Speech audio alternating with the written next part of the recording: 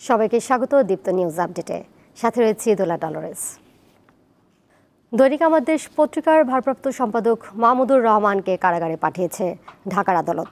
সাবেক প্রধানমন্ত্রী শেখ হাসিনার ছেলে সজীব ওয়াজেদ জয়কে অপহরণ ও হত্যা চেষ্টা মামলায় সাজাপ্রাপ্ত মাহমুদুর রহমান সকালে আদালতে আত্মসমর্পণ করে জামিন চান, কিন্তু ঢাকার অতিরিক্ত চিফ মেট্রোপলিটন ম্যাজিস্ট্রেট তা নাকচ করে কারাগারে পাঠানোর আদেশ দেন। 2023 সালের 17 আগস্ট মামলাটির রায় হয়। এতে জ্যেষ্ঠ সাংবাদিক শফিক রহমান ও দৈনিক আমার দেশ পত্রিকার ভারপ্রাপ্ত সম্পাদক মাহমুদুর রহমান সহ 5 জনের 7 বছর করে সাজা হয়।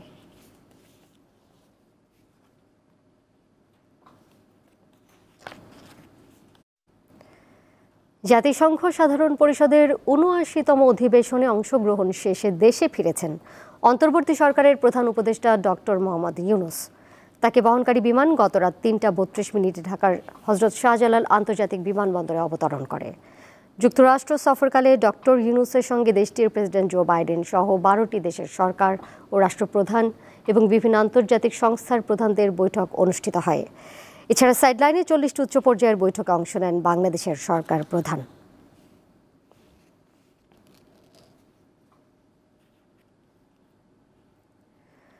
কুষ্টিয়ার খোকসায় মর্মান্তিক সড়ক দুর্ঘটনায় 4 শিশু শিক্ষার্থীর করুণ মৃত্যু হয়েছে।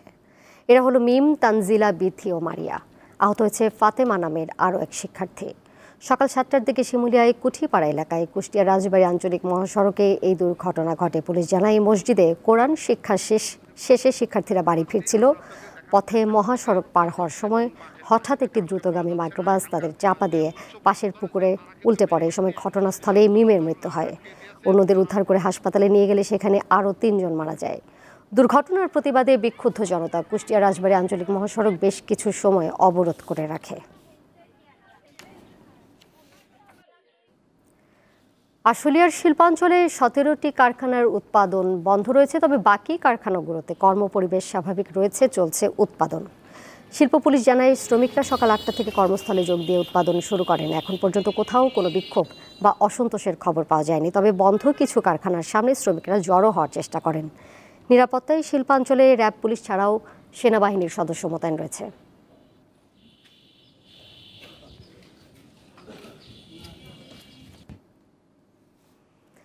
সনাতন ধর্মাবলম্বীদের সবচেয়ে বড় উৎসব দুর্গাপূজা ঘিরে নারায়ণগঞ্জে মণ্ডপগুলোতে চলছে ব্যাপক প্রস্তুতি।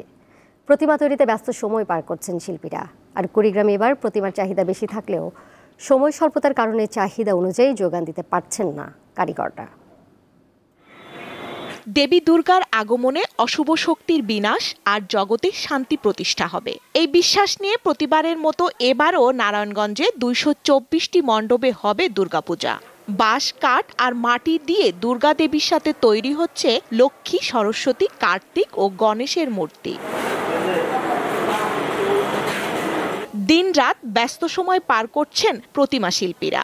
মাটির প্রলেপের কাজ প্রায় শেষ, এরপর হবে রং তুলির কাজ। পরিশ্রমের তুলনায় ন্যায্য মূল্য না পাওয়া এবং জিনিসপত্রের দাম বাড়ায় হতাশ তারা। মাটির কাজ শেষ, এখন আমরা রঙের কাজে ব্যস্ত সময় পার করতেছি।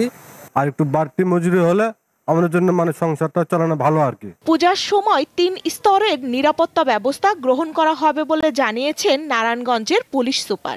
নিশ্চিত নিরাপত্তার সাথে পূজাটা সুসম্পন্ন করার ব্যাপারে পুলিশ সদা তৎপর এবং আগের চেয়ে আমাদের নিরাপত্তা এবার আরো বাড়ানো হবে। কুড়িগ্রামে এবার 500টির মতো পূজা মণ্ডপে হবে শারদীয় দুর্গা উৎসব। বিগত বছরগুলোর মতো এবারও শান্তিপূর্ণভাবে পূজা হবে বলে আশা করছেন জেলা পূজা উদযাপন পরিষদ। কুড়িগ্রাম জেলায় এবছর প্রায় 500 দুর্গা পূজা অনুষ্ঠিত হতে যাচ্ছে। ইতিমধ্যে মন্দিরে প্রতিমা তৈরির কাজ শুরু হয়েছে। কুড়িগ্রামে এবার দেবী দুর্গার মূর্তির চাহিদা বেশি থাকায় হিমশিম খাচ্ছেন কারিগররা। কেউ কেউ রাত জেগেও কাজ করছেন। গতবার যেমন যতটা প্রতিমা তৈরি করছি, এখন মনে করা দেশের পরিস্থিতির কারণে আমরা অনেক কম বানাচ্ছি। বাঁশ, কাঠ, লোহা সবেরই একটু দাম বেশি।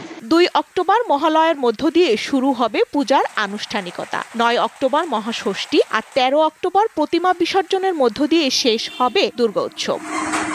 স্বস্তিকা সিংহ, দীপ্ত, বার্তা কক্ষ। আন্তর্জাতিক প্রসঙ্গ। হিজবুল্লাহর প্রধান হাসান নাসরুল্লাহর মৃত্যুতে লেবাননে 3 দিনের শোক চলছে। তবে এই হত্যার পরও বৈরুতে বিমান হামলা অব্যাহত রেখেছে ইসরায়েল। স্থানীয় সময় শনিবার লেবানন জুড়ে ইসরায়েলি হামলায় আরও ৩৩ জন নিহত ও অন্তত ১৩৫ জন আহত হয়েছে বলে জানিয়েছে দেশটির স্বাস্থ্য মন্ত্রণালয়। জবাব ইসরায়েলে অন্তত ৮টি রকেট হামলা চালায় হিজবুল্লাহ, সেই সঙ্গে ইসরায়েলের বিরুদ্ধে লড়াই চালিয়ে যাওয়ারও ঘোষণা দিয়েছে তারা। এদিকে হাসান নাসরুল্লাহ হত্যার ঘটনায় জাতিসংঘ নিরাপত্তা পরিষদের জরুরি বৈঠক চেয়ে চিঠি দিয়েছে ইরান। চিঠিতে ইসরায়েলের চলমান আগ্রাসন বন্ধে অবিলম্বে ও সুস্পষ্ট পদক্ষেপ নিতে নিরাপত্তা পরিষদের প্রতি আহ্বান জানানো হয়।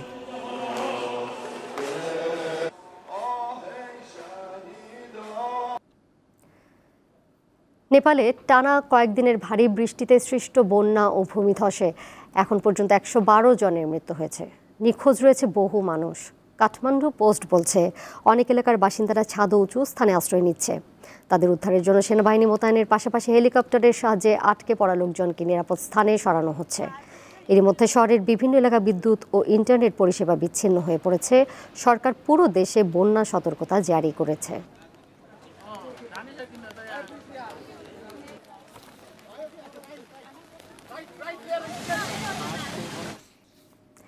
আর এই ছিল নিউজ আপডেটে। পরের সংবাদ বিকাল ৩টায় দেখার আমন্ত্রণ রইল। এছাড়া আরও তথ্য এবং বিনোদনের নানা খবর জানতে যুক্ত থাকুন দীপ্তর ডিজিটাল প্ল্যাটফর্মে। সবাইকে ধন্যবাদ।